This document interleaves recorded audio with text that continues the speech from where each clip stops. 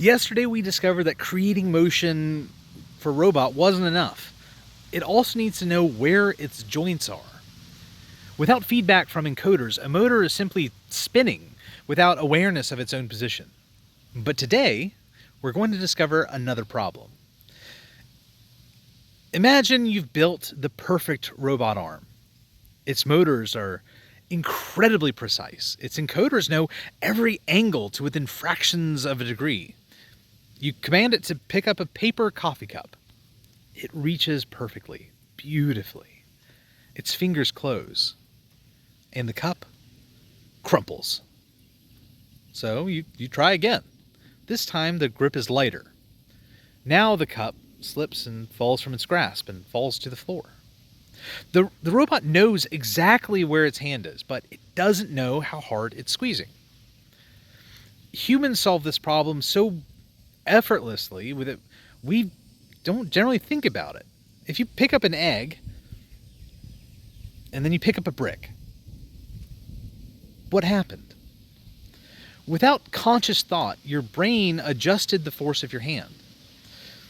And it's not because your eyes told you to. If you did it blindfolded and you were told what the objects were, you would do the same things. It's because your fingertips, your muscles, your tendons, and your joints continuously report pressure back to your nervous system. And that feedback lets you write with a pencil, hold a child's hand, tie your shoes, or carry a glass of water without crushing it. Robots needed an equivalent sense. Not sight or hearing, but touch. Long before robots existed, engineers faced a similar challenge. During the 19th century, bridges became longer. Steam engines became more powerful. Railroads carried heavier loads than ever before, but engineers had a problem. Materials sometimes failed without warning. Iron beams bent, steel rails cracked, boilers exploded, and bridges collapsed altogether. The question was more than just what structure could support the weight. The question was, how can we measure forces that we can't see? One of the first people to attack this problem scientifically was Robert Hooke in the 17th century. Hooke studied springs and noticed something incredible, unusual. Within their elastic limits, springs stretch by an amount directly proportional to the force applied. Today, we know this relationship as Hooke's law. It's a simple idea, or it seems that way, but it introduced a revolutionary concept. Invisible forces could be measured through tiny physical changes. And that insight would echo through centuries of engineering. As the Industrial Revolution accelerated, engineers needed ways to measure those tiny changes with greater and greater precision. And that breakthrough arrived in the 1930s. Two American engineers, Edward E. Simmons and Arthur C. Ruge, working independently, developed one of the most influential sensors in modern engineering. Any guesses to what it is? If you said the electrical resistance strain gauge, you'd be correct. Yes, it was the electrical resistance strain gauge. Their invention almost seems magical. If you stretch a very thin conductor, its electrical resistance changes slightly. If you compress it, the resistance changes again. The changes are small, incredibly small, far too small to notice directly. But with careful circuitry, those tiny changes become measurable. And suddenly, engineers could see forces that had previously been invisible. Now, let's perform a simple experiment. I want you to grab a plastic ruler. You hold it in both hands and gently bend it. Don't force it. Just bend it just enough to notice the curve in the ruler. As the ruler bends, one side stretches and the opposite side compresses. The center changes very, very little. You can see the movement, and if you imagine changes thousands of times smaller than that, where one is stretching out and the other one is compressing, but so small, too small for your eye to detect. Now imagine attaching an incredibly thin electrical conductor to that ruler. Every microscopic stretch changes its electrical resistance just ever so slightly. Measure that change, and you've just measured force. What do you think? That's exactly the principle behind a strain gauge. The invention transformed engineering almost overnight. Suddenly, bridges could report how much they flexed under heavy traffic. Aircraft wings could be tested safely before flight. Factories could monitor heavy machinery. Engineers could measure stresses that had once remained hidden until a failure actually happened.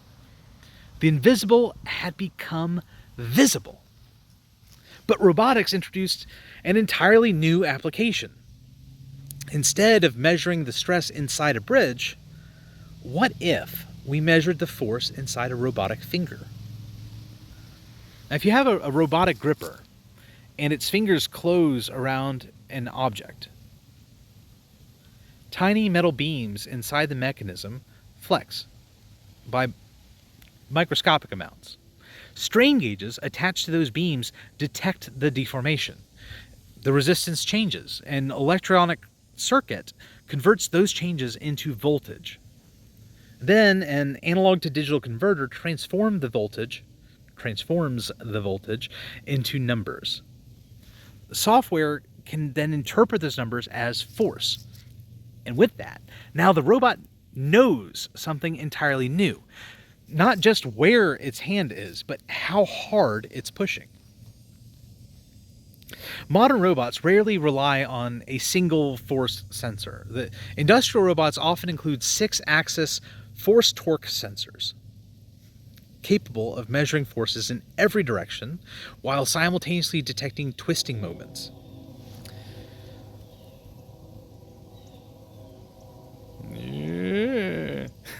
All of that. Humanoid robots may contain tactile arrays beneath flexible artificial skin. Collaborative robots, or cobots, continuously monitor contact forces so they can safely work alongside people. Medical robots detect incredibly small forces while assisting surgeons. Spacecraft use force sensing when docking with other vehicles.